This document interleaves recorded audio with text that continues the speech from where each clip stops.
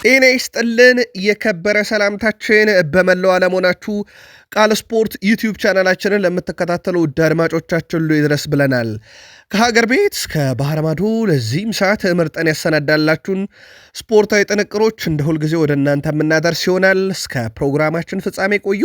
ላይክ፣ ሰብስክራይብ እና ሼር ማድረግ እንዳይረሳ ውድ ቤተሰቦቻችን።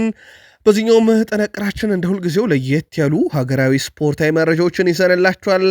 በባህር ማዶ የመረጃ ክፍለ ጊዜያችን ለእናንተ ውድ አድማጮቻችን የክረምት የዝውውር መስኮትን በስፋት በአውሮፓ ትልቆቹ ክለቦች እናነሳለን።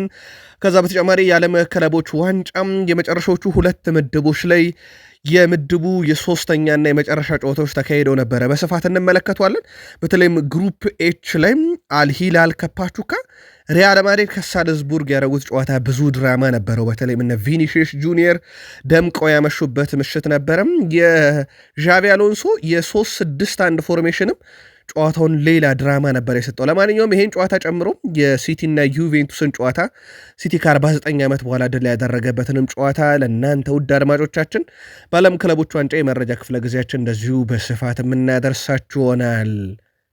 በዝውውር መስኮቱ ላይ በአውሮፓ ትልቆቹ ክለቦች የተጠናቀቁ ዝውውሮች አሉ። ሪያል ማድሪድ፣ ባርሴሎና፣ እንደዚሁም በትልልቆቹ ሊጎች ጀርመን፣ ፈረንሳይ፣ ጣሊያን ተዘዋዙረን ለእናንተ ወደ አድማጮቻችን መረጃ ይዘናል። የሳውዲ ፕሮ ሊግም ለክረምት የዝውውር መስኮት ከቅጥር ኮሚቴ የተፈቀደለትን በጀት ተረክቧል። ስለዚህ በሳውዲ መንግስት የሚደገፈው የሳውዲ አረቢያ የአውሮፓ እግር ኳስ ሊያንኮታኮት የሚችልበትን ገንዘብ በእጁ ያስገብቷል። ከዛ በተጨማሪ ውድ ቤተሰቦቻችን በተወዳጁ የእንግሊዝ ፕሪሚየር ሊግም ታላላቆቹን ክለቦች የተመለከተ ሰፋ ያለ የዝውውር መረጃ ይዘናል። ውድ 3 ዝውውሮችን ጨምሮ ቢግ ሲክስ በሚባሉ ክለቦች ያሉ የዝውውር እንቅስቃሴዎችን እናነሳለን። የቼልሲው ተጫዋች የመጫወቻ ደቂቃ ፍለጋ ክለቡን ሊለቅ እንደሚችል እየተዘገበ ነው። ከወደ ፈረንሳይም የቼልሲን ተጫዋች ለማስፈረም ፍላጎት ያለው ክለብ አለ ተብሏል። በሊቨርፑል የመረጃ ክፍለ ጊዜያችን ኮንትራቱ እንዲራዘምለት በጥሩ ገንዘብ አሊያም በጊዜ ክለቡን መልቀቅ ስለሚፈልግ ተጫዋች እናነሳለን። ከዛ ውጭ አንድ ዝውውር መቋረጡ ተረጋግጧል በሊቨርፑል በኩል። ለሊቨርፑልውያን ግን ተጨማሪ የቡድን ዜናዎችን እናነሳለን ከኛ ጋር የምትቆዩ ከሆነ። ዩናይትድ ብሪያን ምቤሞ ተጨማሪ መረጃዎችን ይዘናል። ለዩናይትድ ደጋፊዎች ሁኔታው ለእኔ ተመቸኝ ያለበትንም አንድ ዝውውር ለዩናይትድ እናነሳለን። ግብ ጠባቂ ጠይቋል ዩናይትድ፣ ሂሳብ ተነግሯቸዋል። በግብ ጠባቂው ዙሪያ የአጥቂ ስፍራን ዝውውር በተመለከተ ተጨማሪ መረጃዎችን ይዘናል። አሌሃንድሮ ጋርናቾንም በተመለከተ አሁን ወቀሳ ዩናይትዳዊ ካልሆኑ ሰዎች እየቀረበበት ይገኛል። ዩናይትድ ቤት ከዝውውር መረጃችን ጎን ለጎን የቡድን ዜናችን ዛሬም እንደ ሁልጊዜው ለእናንተ ውድ አድማጮቻችን እንደተጠበቀ ነው። ለአርሰናል ለመጫወት ፍቃዱን የሰጠ ተጫዋች ደግሞ ተገኝቷል። አሁን ላይ አርሰናል ለዚህ ዝውውር አጠቃላይ እስከ 19 ሚሊዮን ዩሮ የማውጣት እቅድ አላቸው ተብሏል። ሌላው አርሰናልን መከተል የጀመረው ሰው ሌላውን የፕሪሚየር ሊግ ክለብ መከተል አቁሟል። አንድሪያ ቤርታ ለክንፍ አጥቂ ውይይት አድርገዋል። ከዛ ውጭ ዴቪድ ሪያን የተመለከተ መረጃ ይዘናል። የዝውውር መስኮቱ ሁለተኛ ሳምንት በአውሮፓ ትልቆቹ ክለቦች ተጧጥፎ ቀጥሏል። ቢግ ሲክስ ክለቦች ላይ በስፋት ተጨማሪ መረጃ ስለምንይዝ የአርሰናል ደጋፊዎችም እንደዚሁ እስከ ፕሮግራማችን ፍጻሜ ዛሬም ቆዩ። ላይክ፣ ሰብስክራይብ፣ ሼር ማድረግ እንዳይረሳ ውድ ቤተሰቦቻችን። በሀሳብ መስጫ ሳጥናችን ላይ የዓለም ክለቦች ዋንጫ የምሽት ጨዋታን ከተመለከታችሁ አሊያም በክረምት የሁለተኛ ሳምንት የዝውውር መስኮት የክለቦቻችሁ እንቅስቃሴና በቀጣይ በዚህ የፕሪሲዝን ጨዋታ በፊት ወደ ክለቦቻችሁ እንዲመጡ የምትሿቸው ተጫዋቾች በተመለከተ መልከታችሁ ልታጋሩን ትችላላችሁ። በፕሮግራማችን ይዘት ሀሳብ አስተያየታችሁንም ለምታጋሩን ግን አስቀድመን አመስግነናል። እንደ ሁልጊዜው አጠራጠር ያሉ ስፖርታዊ ጥንቅሮቻችንን ዛሬም ሀገራዊ ጉዳዮችን በማስቀደም እንጀምር። የምሽት መረጃችን ላይ በርካታ የሀገር ቤት መረጃ ደርሰናችሁ በሀሳብ መስጫ ሳጥናችን ላይ በርካቶች እንግዲህ መነጋገር የነበሩ ጉዳዮች ላይ ስትወያዩ ነበረ።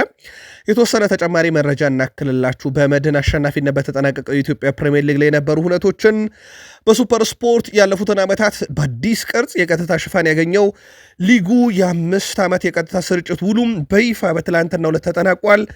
ሱፐር ስፖርት ባለፉት 5 ዓመታት ውስጥ ወደ 802 ጨዋታዎችን በቀጥታ አሰራይቷል፣ ለተመልካቾች ያደርሷል። በቀጣይ ዓመት ሊጉ በአዲስ ቅርጽ ሊደረግ እንደሚችል ፍንጭም ሲሰጥ ነበረ። አሁንም እየተጫወትን ከምንገኝባቸው ሜዳዎች አንጻር ግን ይሄ የሆም አድቫንቴጅ የሚባለው ነገር በተወሰነ መንገድ ሊታሰብበት ይገባልም ተብሏል። አቶ ክፍሌ ሰናይ ናቸው ይህን የተናገሩት።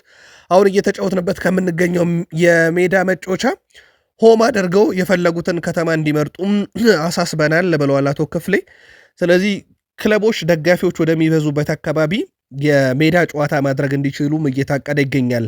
የአክሲዮን ማህበሩ ዋና ስራ አስኪያጅ አክለውም ውድድሩን አርብ፣ ቅዳሜና እሁድ በየሳምንቱ ለማድረግም አስበናል ብለዋል። አሁን የነበረው 2 ቀን ወይ 1 ቀን ረፍት ከተደረገ በኋላ በየቀኑ 2 ጨዋታዎች እየተደረጉ ሳምንቱን እስኪያልቅ ድረስ እንዲቀጥል ነበረ ሲደረግ የነበረው አሰራር። አሁን ግን ውድድሩ በ3ቱ ቀን ብቻ የሳምንቱ የመጨረሻ ቀን አርብ፣ ቅዳሜ፣ እሁድ አስበናል ብለዋል። የኢትዮጵያ ፕሪሚየር ሊግ ሽልማትም ተበርክቷል። የዓመቱ ምርጥ ተጫዋች ሃይደር ሸረፋ ከኢትዮጵያ መድን፣ የዓመቱ ምርጥ አሰልጣኝ ገብረ መድን ኃይሌ ከኢትዮጵያ መድን ታሪካዊ አሰልጣኝ ናቸው። በነገራችን ላይ ከ3 የተለያዩ ክለቦች ጋር የኢትዮጵያ ፕሪሚየር ሊግን ያሳኩ ሰው ናቸው። የዓመቱ ምርጥ ግብ ጠባቂ የአቡበከር ኑራ ከኢትዮጵያ መድን፣ ወጣት ተጫዋች ይታገሱ ታሪኩም ከኢትዮጵያ ቡና፣ የዓመቱ ምስጉን ዋና ዳኛ ማኑኤ ወልደ ጻድቅ፣ የዓመቱ ምስጉን ረዳት ዳኛ ሙስጠፋ መኪ በመሆን መመረጥ ችሏል። የኢትዮጵያ ፕሪሚየር ሊግ የራሱን የቻለ ብዙ አንድምታ፣ ብዙ አነጋጋሪ ነገሮች የነበሩት በምሽት መረጃችንም ከነኛ አነጋጋሪ ነገሮች ብዙ እናካፍለናቸዋል። በተለይም ከውሳኔ ጋር በተያያዘ ከዳኝነት እስከ ፌዴሬሽኑ እስከ እግር ኳስ ማህበሩ እንዳጠቃላይ ደግሞ የአክሲዮን ማህበሩን ጨምሮ ማለት ነው የነበሩ በርካታ ውዝግቦች እንደነበሩበት ይታወቃል። በምሽት መረጃችን የመቀለ ሰባ እንደርታን ከፕሪሚየር ሊጉ አንወርድም የሚለውን መረጃ ካደረስናችሁ በኋላም በርካቶች በሀሳብ መስጫ ሳጥናችን ላይ በርካታ ሀሳቦቻችሁን ስታጋሩ ነበረ። ለማንኛውም የኢትዮጵያ ፕሪሚየር ሊግ ከሞላ ጎደል የነበሩ ሁነቶችና ቀጣይ የሚጠበቁ ሁነቶች እነኚህ ናቸው። በድጋሚ በዚሁ አጋጣሚ ለኢትዮጵያ መድን ደጋፊዎች እንኳን ደስ ያላችሁ ብለን ወደ ባህር ማዶ ስፖርታዊ ጥንቅሮቻችን እንሻገር። የዓለም ክለቦች ዋንጫ ምድብ ኤች ላይ የነበሩና ብዙ ትኩረት የሳቡ ጨዋታዎች ከነበሩት ውስጥ አንደኛው ከነበረው ከአልሂላል እና ከፓቹካ ጨዋታን ጀምር። ጨዋታው በአልሂላል አሸናፊነት ተጠናቋል። አልሂላል ይህን ጨዋታ ማሸነፉን ተከትሎ ከምድቡ እንዲሁ ማለፉን ያረጋገጠበት ነበረ።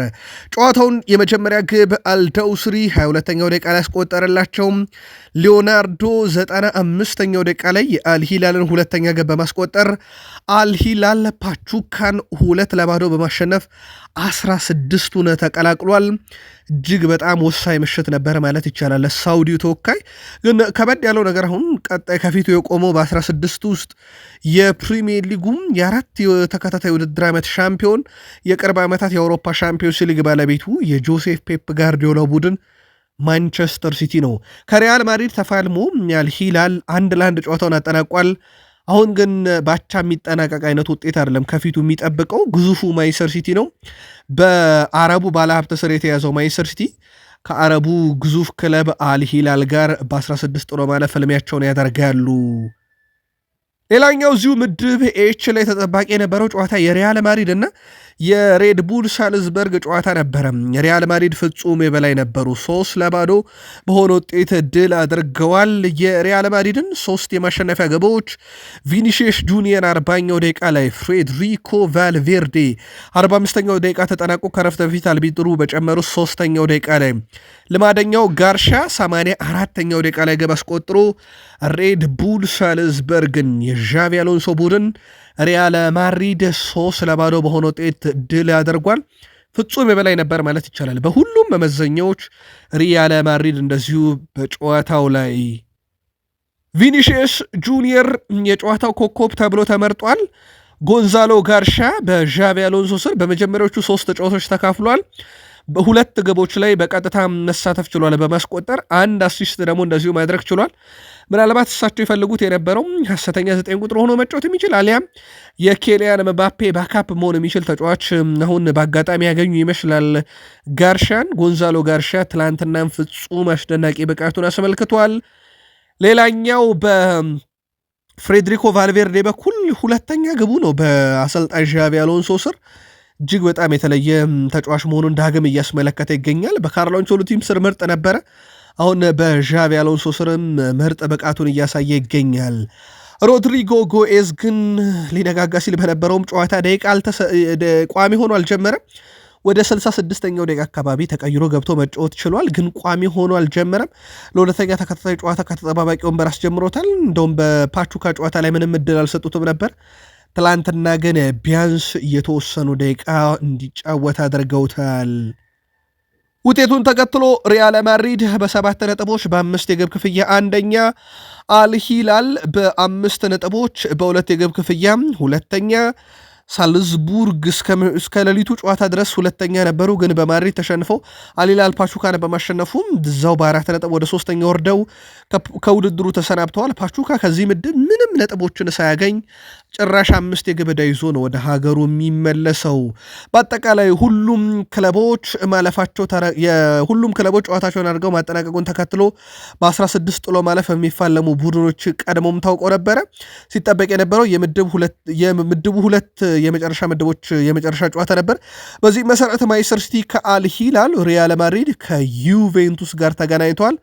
በእርግጥ እዚህ ምድብ ላይ የመጨረሾቹ ሁለት ምድብ ላይ ይህ ሊፈጠር እንደሚችል አስቀድሞም ይታወቃል። ሪያል ማድሪድ ከሲቲ እና ከዩቬንቱስ አንዳቸውን ሊገጥም እንደሚችል ምንም ጥርጥር አልነበረው። ምክንያቱም ከዩቬንቱስ እና ከሲቲ አንዳቸው አንደኛ ሆኖ ማለፋቸው ስለማይቀር ማለት ነው። ሪያል ማድሪድ ደግሞ ከዚህኛው ምድብ ሌላ ቅድመ ግምት ተሰጥቶት የነበረ ቡድን ስለሆነ ለማንኛውም ከአንድ ቀን ረፍት በኋላ የዓለም ክለቦች ዋንጫ ፓልሜራስ ከቦታፎጎ እነ ፓሪስ ጀርሜን ከኢንተር ሚያሚ በሚያደርጓቸው ጨዋታዎች እንደዚሁ ቀጥሎ ይካሄዳል። በ16 ጥሎ ማለፍ ጨዋታዎቹ አሁን ከምንም በላይ አጓጊ የሆኑ የሚመጡ ይሆናል ማለት ነው። ትላንት ምሽት በዓለም ክለቦች ዋንጫ ከነበሩ ጨዋታዎች ውስጥ አልአይን ከዋይዳ ካዛብላንካ ጋር ያደረጉት ጨዋታ ነበረ።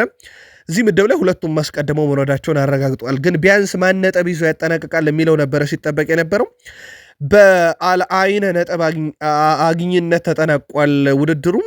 ለአልአይን 3 ነጥቦች ማግኘት ምክንያት የሆኑ ግቦችን ላቢያ 46ኛው ደቂቃ ላይ ከረፍት በፊት፣ ካኩ 50ኛው ደቂቃ ላይ ከረፍት በኋላ አስቆጥሯል። አስቀድመው ግን ዋይዳ ካዛብላንኮች በማህሉላ የ4ኛ ደቂቃ ግብ አልአይንን ረጅም ደቂቃ ይመሩ ነበረ። ወደ 41 ደቂቃ በላይ መርተዋቸው ነበረ፣ ግን ውጤት ማስጠበቅ አልቻለም ዋይዳ ካዛብላንካ። በዚህ መሰረት ከዚህ ምድብ ላይ አልአይን ቢያንስ 3 ነጥቦችን ይዞ ነው ወደ ሀገሩ የሚመለሰው ማለት ነው። ዋይዳ ካዛብላንካ ያለምንም ነጥብ ምድቡን 4ኛ ሆኖ ተሸኝቷል። በጉጉት ሲጠበቅ ከነበረው ጨዋታና ለተመልካች ፍጹም አዝናኝ ሲቲ ደግሞ ቀጣይ ዓመት በጣም አስፈሪ ሆኜ ነው የምመጣው የሚል ምልክት የሰጠበት ጨዋታ ነበረ። የምድቡ የመጨረሻ ጨዋታ በሲቲና በዩቬንቱስ መካከል ሲደረግ የማንቸስተር ሲቲ ቡድን ፍጹም የበላይነትን ወስዶ 5-2 በሆነ ውጤት ድል ማድረግ ችሏል። በጨዋታው ላይም የነበሩ ሁነቶችን እናንሳ። ገና በ9ኛው ደቂቃ ላይ ጄሬሚ ዶኩ አስደናቂ ግብ አስመለከተን፣ መምራት ጀመሩ። ከዛ በኋላ ኮፒ ማይነርስ ዩቬንቱስን አቻ አደረጋቸው ከ3 ደቂቃ በኋላ። ከዛ በኋላ ደግሞ በሲቲ በኩል ነው ግብ ማስቆጠር ሂደቶች የቀጠሉት። ካሉሉ በራሱ መረብ ላይ ዩቬንቱስ ተጫዋች 26ኛው ደቂቃ ላይ፣ ኤርሊንግ ብሮት ሃላንድ 52ኛው ደቂቃ ላይ ሌላ 3ኛ ግብ አከለ። ፊልፋደን 69ኛው ደቂቃ ላይ 4ኛዋን ግብ፣ ሳቪኒዮ 75ኛው ደቂቃ ላይ 5ኛዋን ግብ አስቆጠረ። በዩቬንቱስ በኩል 2ኛዋን ግብ ዱሻን ቪላሆቪች 85ኛው ደቂቃ ላይ አስቆጥሮ በአጠቃላይ ማንቸስተር ሲቲ ጨዋታውን 5-2 በሆነ ውጤት ድል አድርጓል። ከግሩፕ ጂ ላይ የነበረ ጨዋታ ነው። ፍጹም የተለየ ነበር የማንቸስተር ሲቲ የበላይነት በጨዋታው ላይ በተለይም ከረፍት በኋላ የነበረው። ስለሆነም ማንቸስተር ሲቲ ምድቡን በበላይነት ለማጠናቀቅ እጅግ በጣም ወሳኙን ነጥብን ያገኘው። ማንቸስተር ሲቲ ዩቬንቱስን ሲያሸንፍ በነገራችን ላይ ከ49 ዓመታት በኋላ ለመጀመሪያ ጊዜ እንዳጠቃላይ በእርስ በርስ ግንኙነታቸው ደግሞ ይህ ለሁለተኛ ጊዜም ያለ ድል ሆኖ ለማንቸስተር ሲቲ ተሆኖለታል። ምሽቱ ለሲቲ ደጋፊዎች ልዩ ነበር ማለት ይቻላል። የሲቲ ደጋፊዎች ጨዋታውን ከተመለከታችሁ በተለየ መንገድ የሳቪኒዮ እና የጄሬሚ ዶኩ ብቃት ከዛ ኤርሊንግ ብሮት ሃላንድን ገበያ ማስቆጠርስ ነጻሬ እንዴት አገኛችሁት? ምልከታችሁን አጋሩን። የጨዋታው ኮከብ የነበረው ጄሬሚ ዶኩ ነው። በነገራችን ላይ ውድ ቤተሰቦቻችን የጨዋታው ኮከብ ተብሎ ተመርጧል። በጨዋታው ላይ አንድ አስደናቂ ግብ አስመለከተን። 88 በመቶ ኳስ የማቀበል ንጻሬ ነበረው። 100% ረጃጅም ኳሶቹ ስኬታማ ነበሩ። አንድ ቁልፍ ኳስ አቀብሏል። ከ8 ታክሎች 7ቱን አሸንፏል። ከ15 የመሬት ላይ ግንኙነቶች 11ዱን አሸንፏል። 2 ታክሎችን ወርዷል። የጨዋታ ኮከብ ነበረ። በነገራችን ላይ ባለፉት 3 ጨዋታ 3ኛ ግቡ ነው። እንዳጠቃላይ ለማንቸስተር ሲቲ እና ለቤልጅየም ብሔራዊ ቡድን ባደረጋቸው ጨዋታዎች ጀረሚ ዶኩ በመጨረሻ 3 ጨዋታዎች ይህ 3ኛው ግቡ ሆኖ ተመዝግቦለታል። የተለመደውን ድሪብል፣ አስደናቂ ብቃቱን፣ አሲስት የማድረግ ንጻሬውን ሁሉ ነገሩን የተመለከትንበት ምሽት ነበረ ማለት ይቻላል። በጨዋታ ቀጥታ አሲስት ባያረግም 2ኛ አሲስት ነበረው። የጀረሚ ዶኩ ምሽት ፍጹም የተለየ ነበረ። ሌላው በምሽቱ ጨዋታ በጣም ያስገረመን ተጫዋች ሪያን አይት ኑሪ ነው። አዲሱ የማንቸስተር ሲቲም የግራ ክንፍ ተከላካይ የመስመር ተከላካይ ማለት ነው። 100% ኳስ የማቀበል ስኬት ነበረው። 53 ፓሶቹ 53ቱም ስኬታማ ነበሩ። 3 ቁልፍ ኳሶችን ያቀብሏል። 2 ክሮሶችን ወደ ሳጥን ውስጥ አድርጎ 2ቱም ለተጫዋች ደርሰዋል። ከ3 ድሪብል 3ቱንም አሳክቷል። አዲሱ የማንቸስተር ሲቲም ተጫዋች ስራውን በደንብ የጀመረ ይመስላል። ፍጹም የተለየ ምሽት ነበር ይሄም ተጫዋች የሚያሳለፍ የቻለው። ሲቲ እንዳልኳችሁ ለቀጣይ ውድድር ዓመት ራሱን በምን አይነት መንገድ እያዘጋጀ እንዳለ ራሱን ማሳያ መድረክ፣ ቡድኑን ማዋሃጃ መድረክ ያገኘ ይመስላል። የዓለም ክለቦች ዋንጫ ኤርሊንግ ብሮት ሃላንድ ትላንትና ያስቆጠራት ግብ በነገራችን ላይ በእግር ኳስ ሕይወቱ 300ኛ ግቡ ናት። 24 ዓመቱ ነው ገና። ሮናልዶ አሁን ወደ 40 ዓመቱ ላይ ደርሷል። ከ930 በላይ ግቦች ያሉት ሮናልዶ በቀጣዩ ጥቂት ግቦችን ካስቆጠረ ወደ 60 አካባቢ የሚጠጉ ግቦችን ካስቆጠረ ወደ 1000 ግብ ይጠጋል። አሁን ነገርየው ሮናልዶ የደረሰበትን የግብ ብዛት ማን ይስተካከለዋል የሚል ነው። የሃላንድ ጉዞ የጀመረ ይመስላል። 300 ግቦች ደርሷል። 700 ግቦች ይቀሩታል። ገና 24 ዓመቱ ነው። ምን ያህል ዕድሜ መጫወት ይችላል የሚለው የሚጠበቅ ነው የሚሆነው። ለማንኛውም እንዳጠቃላይ ግን እነኚህን 300 ግቦች ኤርሊንግ ብሮት ሃላንድ ከመረብ ለማዋሃድ 371 ጨዋታዎች እንደዚሁ አስፈልገውት ነበረ። ሌላ በጣም አስደናቂ ምሽት ካሳለፉ ተጫዋቾች አንደኛው ኤርሊንግ ብሮት ሃላንድ ነው። ከሰሞኑ ምናልባት ይህ ተጫዋች የማንቸስተር ዩናይትድ አሊያም የአርሰናል፣ የሊቨርፑል፣ የቼልሲ አጥቂ ቢሆን በብዛት ይነገርለት ነበር ይላሉ የማንቸስተር ሲቲ ደጋፊዎች። በሀሳብ መስጫ ሳጥናችን ላይም ደጋግመው ሲያነሱት ከነበረው ጉዳይ ነው። ሃላንድ አሁንም ግብ እያስቆጠረ ነው። ሮድሪ ለመጀመሪያ ጊዜ ማለትም እንዳጠቃላይ ከ8 ወር በኋላ ለመጀመሪያ ጊዜ በማንቸስተር ሲቲ መለያ ቋሚ ሆኖ ጀምሯል። ሴፕቴምበር 2024 ላይ ነበረ ለመጨረሻ ጊዜ ከአርሰናል ጋር በነበረ ጨዋታ ላይም ቋሚ ሆኖ ወደ ሜዳ ገብቶ የነበረው። በወቅቱ ጉዳት አጋጠመው። ከዛ በኋላ ወደ ሜዳ ተመልሶ የተጫወተባቸው በርካታ ጨዋታዎች ቢኖሩም ቋሚ ሆኖ ሲጀምር ግን ትላንትና በዓለም ክለቦች ዋንጫ ለመጀመሪያ ጊዜ ነው። ጆሴፕ ፔፕ ጋርዲዮላ እንዳይናቸው ከሚሳሱለት ተጫዋቻቸው አንደኛው እንደሆነ ይታወቃል። በዚህ ምድብ ላይ ማንቸስተር ሲቲ 3ቱንም ጨዋታ ድል በማድረግ በ11 የግብ ልዩነትና በ9 ነጥብ አንደኛ ሆኖ ሲያጠናቅቅ ዩቬንቱስ በ6 ነጥብና በ5 የግብ ክፍያ ሁለተኛ ሆኖ አጠናቋል። ተሰናባቹ አለ አይን ዋይዳ ካዛብላንካን ድል ማድረጉን ተከትሎ በ3 ነጥብ ምድቡን 3ኛ ሆኖ ሲያጠናቅቅ ዋይዳ ካዛብላንካ ከዚህ ምድብ የሁሉም በትር አርፎበት 6 የግብ ዕዳን ይዞ ከዚህ ምድብ በ0 ነጥብ የተሰናበተው ቡድን ሆኗል ማለት ነው። ውድ ቤተሰቦቻችን የዓለም ክለቦች ዋንጫ የምድብ ሁሉም ጨዋታዎች እነኝን ይመስላሉ። ዛሬ እረፍት ይኖራል። ከነገ ጀምሮ ደግሞ በ16 ጥሎ ማለፍ ጨዋታዎች እንደዚሁ ቀጥለው የሚካሄዱ ይሆናል። ከዓለም ክለቦች ዋንጫ ወጣ ብለን ተጨማሪ መረጃዎችን በአውሮፓ ግዙፍ ክለቦች እንመልከት። ሪያል ማድሪድ ቤት እንሂድ።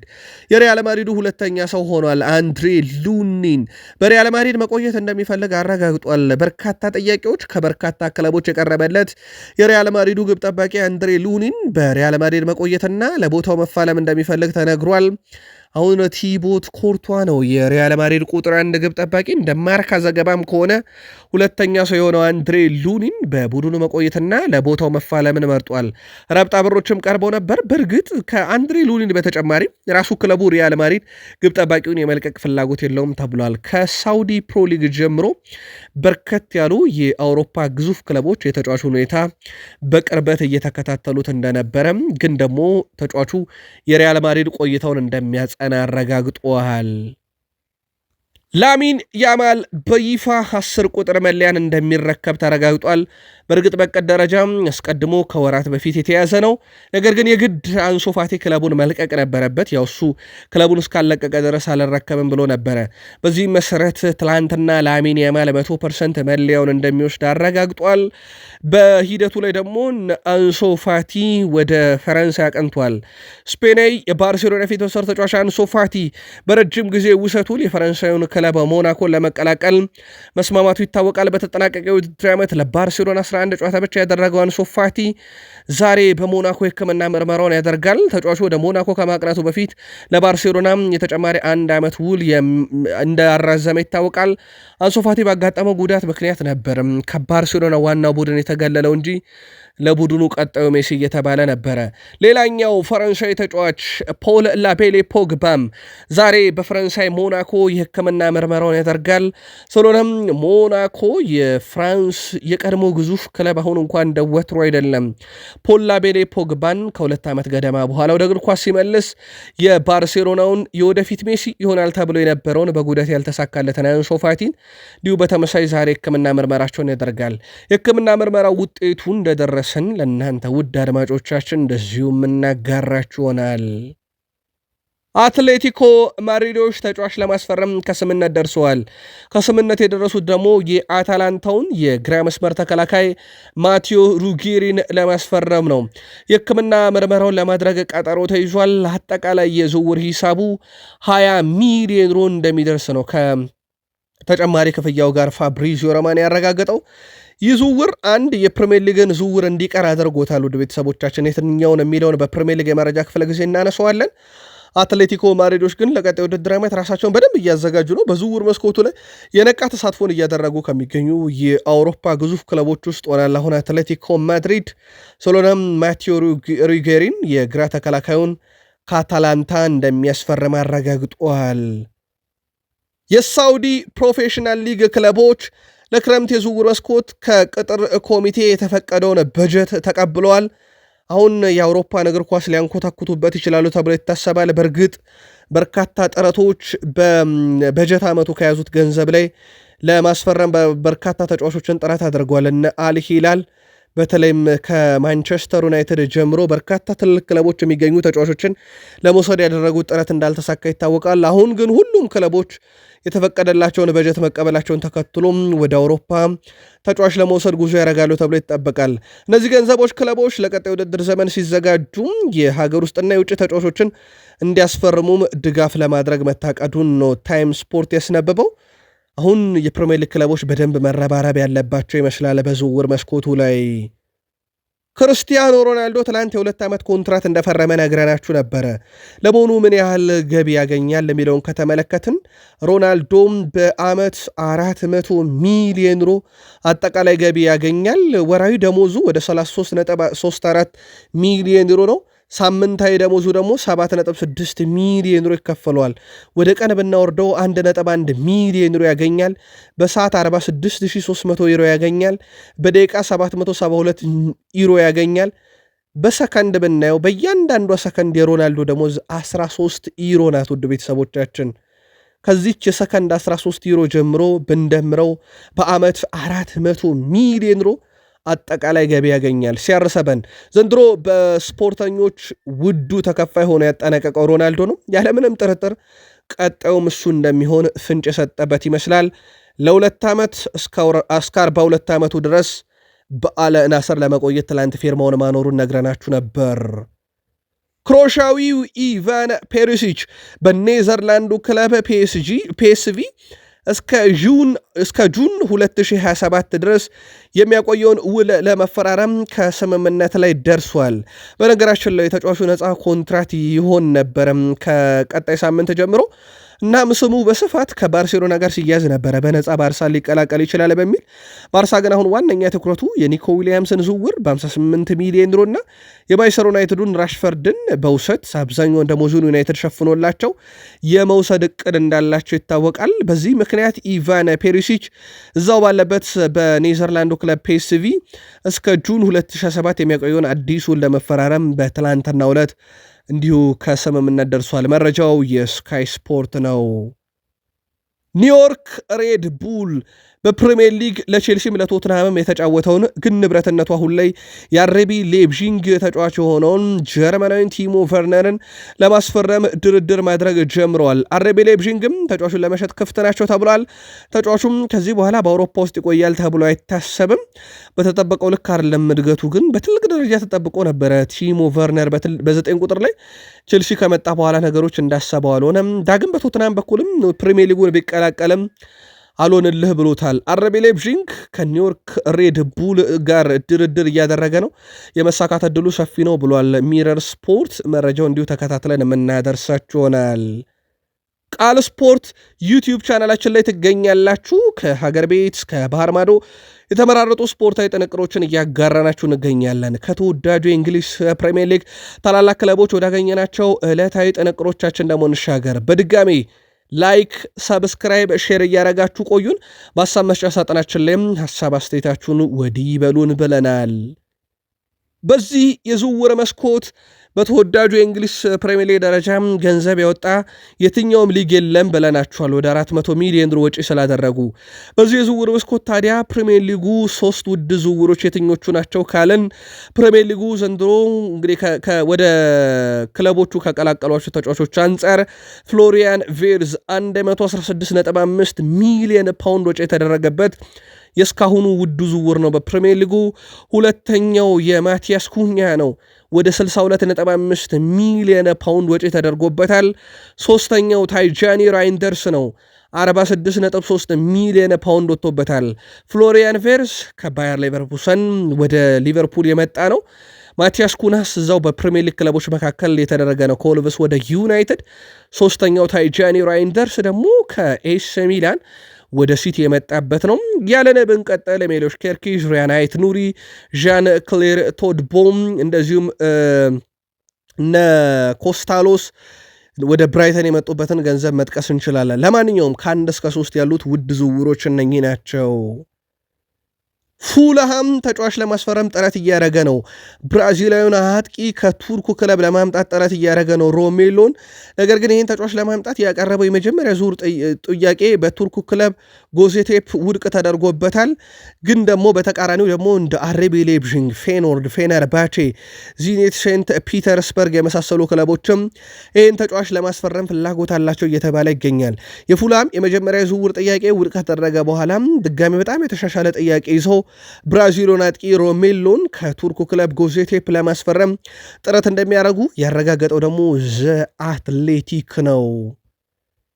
ሌላው በዘንድሮ የውድድር ዓመት ክስተት የነበረው ቡድን ኖቲንግሃም ፎረስት በቀጣይ ውድድር ዓመት በኮንፈረንስ ሊግ እንደሚሳተፍ ይታወቃል። ኖቲንግሃም ፎረስት ልክ እንደ ሌሎቹ ክለቦች ሁሉ ሲቲ ግራውንድን የማደስና የማሻሻል ፍላጎት እንዳላቸው ይፋ ተደርጓል። ቀጣይ ዓመት የአውሮፓን እግር ኳስ የሚቀላቀለው ኖቲንግሃም ፎረስት የተመልካች የመያዝ አቅምን የማሳደግና ስቴዲየሙን የማስፋፋት ፍላጎት እንዳላቸው ተረጋግጧል። በቅርብ ጊዜ አዲስ ስቴዲየም ገንብተው የገቡ ክለቦችም እንዳሉ ይታወቃል። እንደ ኤቨርተን ያሉ ክለቦች ቀጣይ ዓመት በአዲስ ስቴዲየም እንደሚጫወቱ ይታወቃል። ያው ጉዲሰን ፓርክን ለሴቶች ቡድን ሰጥተው ማለት ነው። ስለሆነም ኖቲንግሃም ፎረስትም ልክ እንደ ሌሎቹ ክለቦች ሁሉ ሲቲ ግራውንድን እንደሚያሻሽሉትና ለውጥ እንደሚያደርጉበት በትላንትናው ዕለት ይፋ አድርገዋል። መረጃውን ከቲኤንቲ ስፖርት ነው ያገኘ ነው። ሳውዛምፕተን ዘንድሮ በጣም ደካማ ጊዜን ያሳልፈዋል። በፕሪሚየር ሊጉ ግርጌውን ይዞ ነው ያጠናቀቀው። ምናልባት መጥፎ ሪከርድ ይዞ ሊያጠናቀቅ የሚችልበትም አጋጣሚ ነበር በነጥብ ደረጃ። መጨረሻ ላይ ግን ነገሮችን አስተካክሏል። በዚህ ቡድን ውስጥ እንደ ተጫዋች የተሻለ ሲንቀሳቀስ የነበረው ጋናዊ ተጫዋች ካማልዳን ሱልማን በአታላንታ እየተፈለገ ይገኛል። 17.5 ሚሊዮን ዩሮ ሲደመር የተጫዋቹ ወደፊት ብቃት እየታየ የሚጨመር 4 ሚሊዮን ዩሮ አቅርበዋል።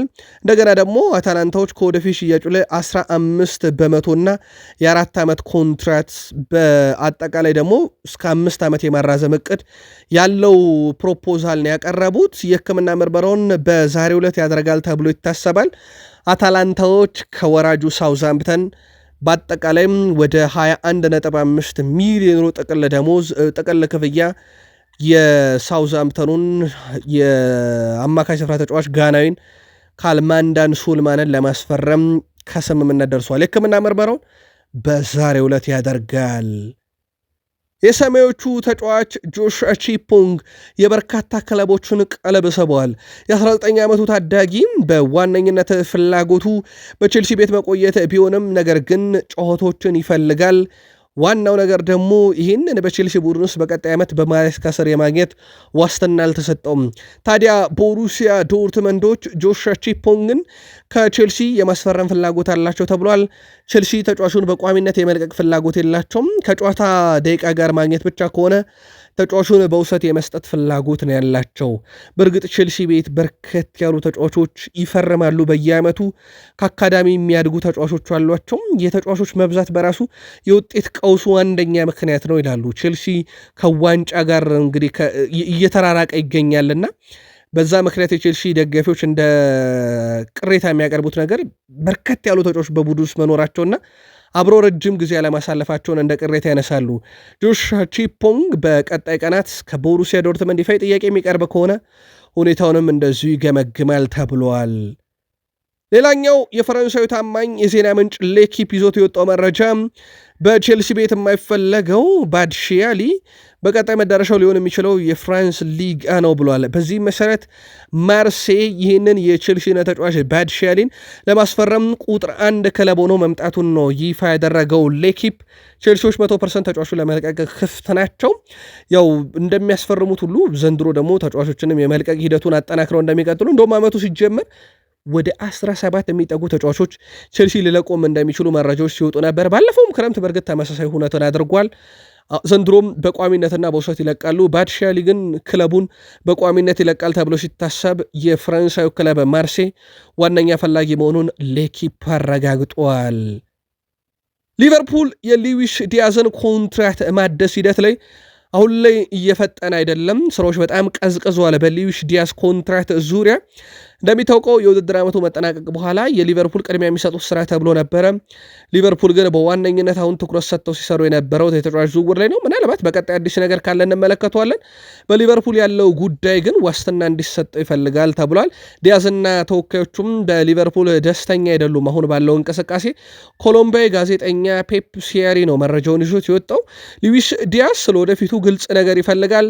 የሚሆን ከሆነ በጣም የተሻለ ጥቅማጥቅም የሚያስገኝለትን ደሞዝ ሊቨርፑል መፈረም ይፈልጋል የረጅም ጊዜ ኮንትራት። ካልሆነ ግን በጊዜ ወሳኝ የሚባሉ ክለቦች ለሱ ፍላጎት ያላቸውም በቦታቸው ላይ ሌላ ተጫዋች ከማስፈረማቸው በፊት ክለቡን መቀላቀል ይፈልጋል። ለአብነት ያክል ምናልባት የሊቨርፑል ቆይታው እርግጥ ያለመሆኑን ተከትሎም የባርሴሎና እድል አመልጦታል።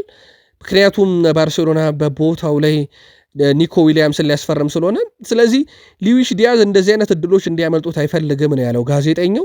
ስለዚህ ቁርጥ ያለ ነገር ከሊቨርፑል ይፈልጋል። በቀጣይስ ሊቨርፑል ዳርዊን ኑኔዝ ላይም የተሻለ ደሞዝ የሚያስገኝለትን ኮንትራት ያቀርባል ወይንስ ለገበያ ያቀርበዋል የሚለው ደግሞ በቀጣይ ይጠበቃል። የተወሰኑ የዜና ምንጮች ግን ከወደ ሊቨርፑል አካባቢ ጠቀም ያለ ገንዘብ ካገኘበት ሊቨርፑል ተጫዋቹን ለመሸጥ ክፍት ነው የሚሉ ናቸው። አንዲ ሮበርትሰን ሊቨርፑልን ለቆ ወደ አትሌቲኮ ማድሪድ ሊያደረገው የነበረው ዝውውር በይፋ ተሰርዟል።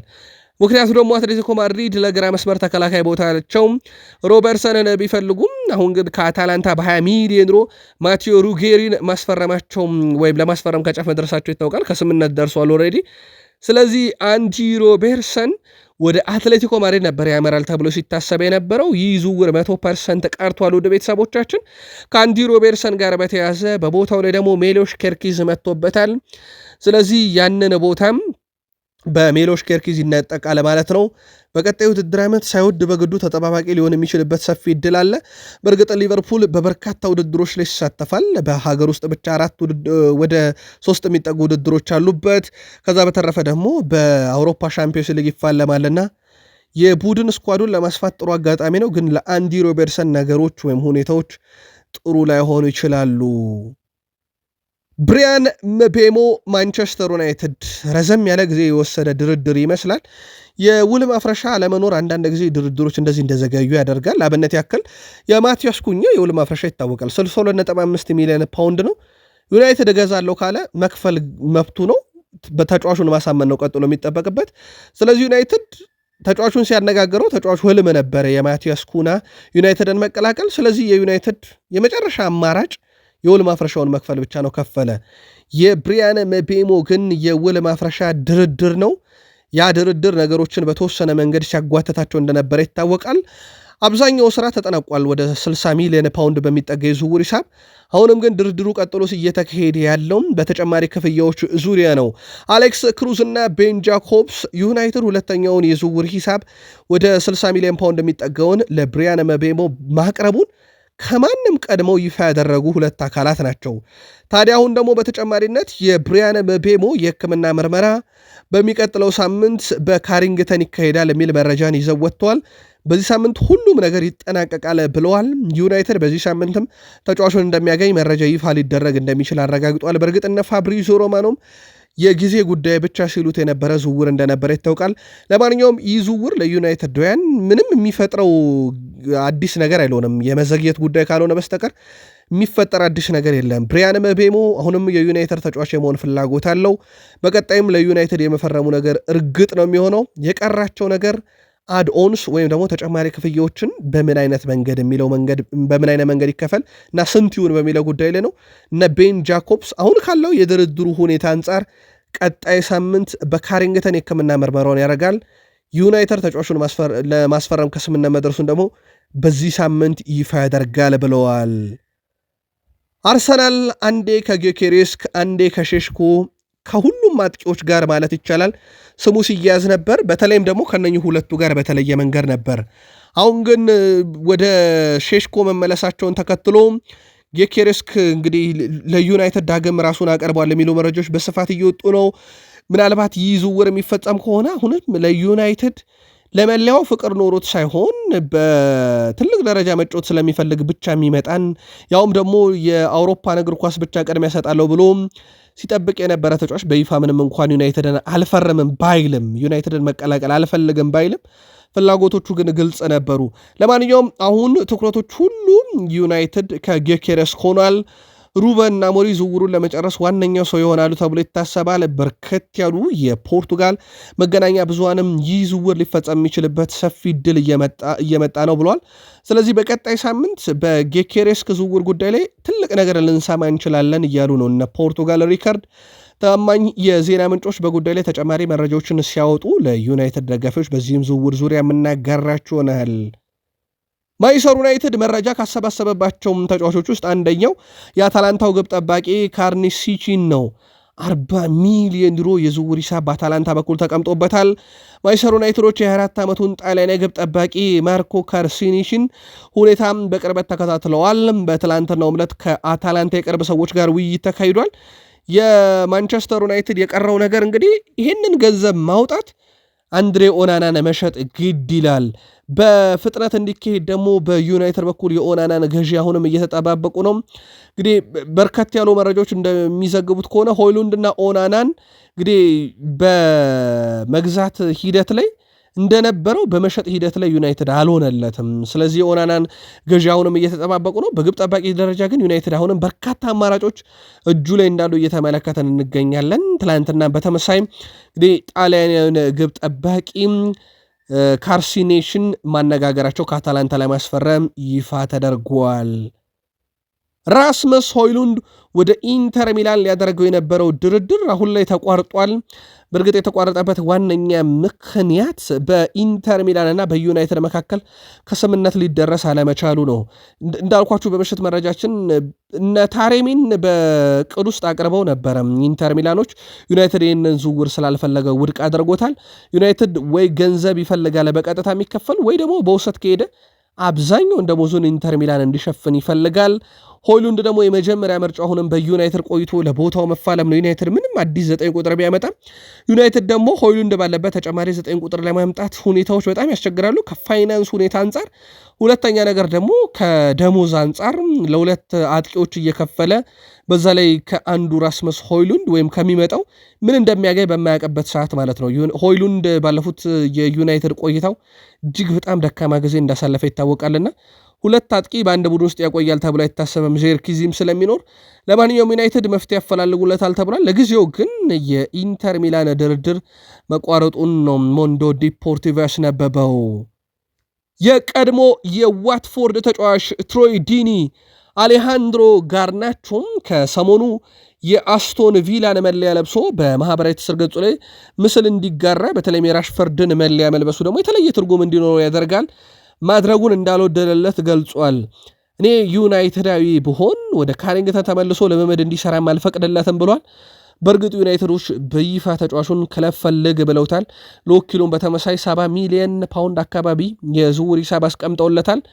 በማንቸስተር ዩናይትድ በኩል ተጫዋቹን ገዢ አፈላልገው ቀጣይ መሸጥ እንጂ ወደ ቡድኑ የመመለስ 100% እቅድ የላቸውም። ሩበን አሞሪም የእቅዳቸው አካል እንዳልሆነ አረጋግጠዋል። ከራሽፈርድ በመቀጠል ከሩበን አሞሪም ጋር ትልቅ ሰጣ ገባ ውስጥ የገባው አሌሃንድሮ ጋርናቾ እንደሆነ ይታወቃል። አንቶኒ ከብቃት ጋር በተያዘ እንጂ ከአሰልጣኙ ጋር ሰጣ ገባ ውስጥ ገብቶ አይደለም የለቀቀው፣ ግን እሱም ያው ይሸጣል ተብሎ ይታሰባል። ለማንኛውም የቀድሞ የዋትፎርድ ተጫዋች ትሮይ ዲኒ ግን አሌሃንድሮ ጋርናቾ የቪሊያን መለያ ያውም የራሽፈርድን መለያ ለብሶ በማህበራዊ ትስስር ገጽ ምስል እንዲጋራ ማድረጉ ተገቢና ልክ ያልሆነ ነው፣ ስለዚህ መመለስ የለበትም ብለዋል።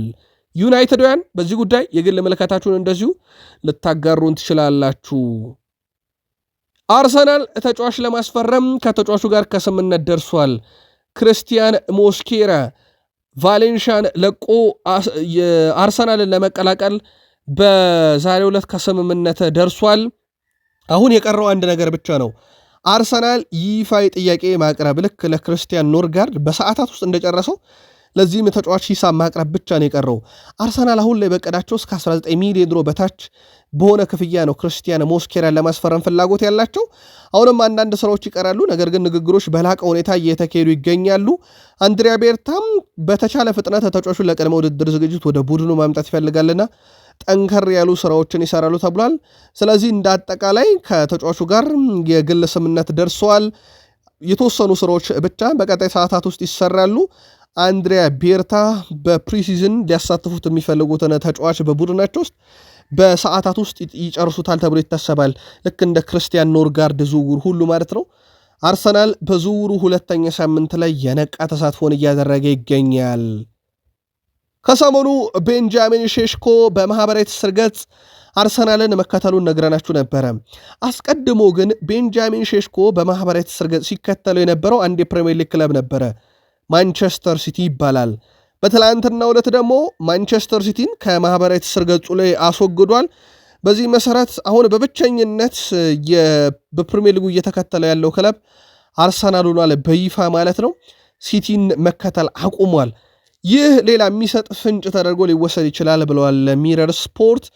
የዚህን ተጫዋች ማምጣት ሂደት ላይ ሳሙኤል ሉከረስትም ይሁን በርከት ያሉ ጋዜጠኞች ፋብሪዞ ሮማኖም ትልቅ እንቅፋት የሆነው የገንዘብ ጉዳይ ካልሆነ በስተቀር ሌሎች ጉዳዮች በሙሉ ተጫዋቹን ወደ ፕሪሚየር ሊግ አርሰናል መጥቶ መጫወት ይፈልጋል። አርቢ ሌይፕዚግም ተጫዋቹን ለመሸጥ ክፍት ነው። አርሰናልም ተጫዋቹን ለመግዛት ፈቃደኛ ነው። የገንዘቡ ጉዳይ ግን ነገሮችን ትንሽ ውስብስብ እንዳደረጋቸውና እንዳዘገያቸው ይታወቃል።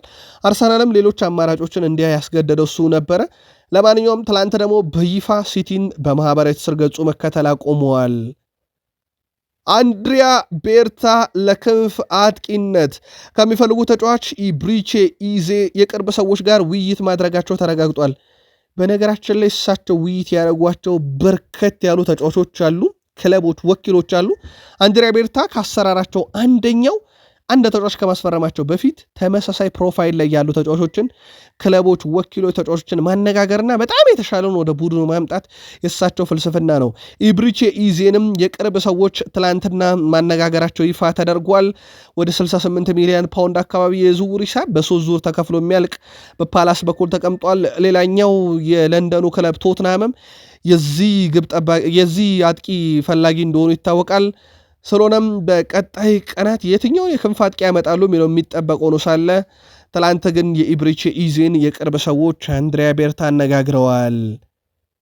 ዴቪድ ራያ የስፔን ብሔራዊ ቡድን ቁጥር 1 በረኛ የመሆን ፍጹማዊ ብቃት አለው ብሏል። ይሄን ያለው ስፔናዊ ሰርጂዮ ራሞስ ነው።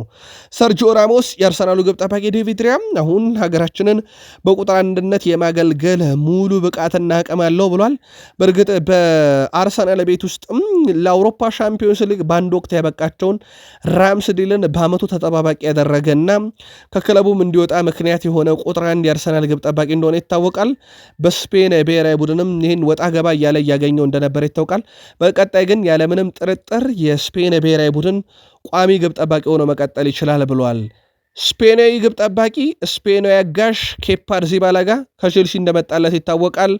አርሰናልና ማይክል አርቴታም ግብ ጠባቂ ላይ በየዓመቱ አይዘሉም። በየዓመቱ ግብ ጠባቂ እንደሚያስፈርም ይታወቃል። ተረኛው ኬፓ አሪዛባላጋ መሆኑ ይታወቃል። ቃል ስፖርት ዩቲዩብ ቻናል ከሀገር ቤት እስከ ባህር ማዶ የአሁኑ ጥንቅራችን እዚህ ጋር አበቃ። የሳምንቱ የመጨረሻ ቀን አርብ፣ መልካም ዕለተ አርብ፣ መልካም ስራ ይሆንላችሁ። በደህና ቆዩን።